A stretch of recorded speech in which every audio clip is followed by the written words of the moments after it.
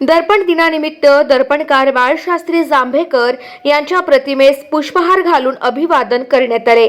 6 जानेवारी 1832 साली आजच्या दिवशी दर्पणकार बाळशास्त्री जांभेकर यांनी मराठीतील पहिले नियतकालिक सुरू करत मराठी वर्तमानपत्राचे मुहूर्त मेढवले। म्हणून 6 जानेवारी हा दर्पण दिन म्हणून साजरा केला जातो।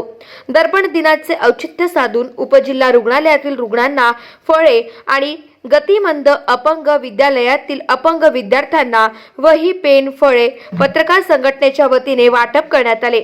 या प्रसंगी मराठी पत्रकार संघाचे अध्यक्ष मेहताब शेख, व्हॉइस ऑफ मीडियाचे तालुका अध्यक्ष बबलू मुल्ला, उपाध्यक्ष बाबूरावजी वाघमारे तसेच शेखर पाटील, यशवंत बोडके, अविनाश देशमुख, संदीप कामशेठे इत्यादींसह सर्व पत्रकार बांधव उपस्थित होते। गाव माझा न्यूज करिता बाबूराव वाघमारे, मुखेड, नांदेड।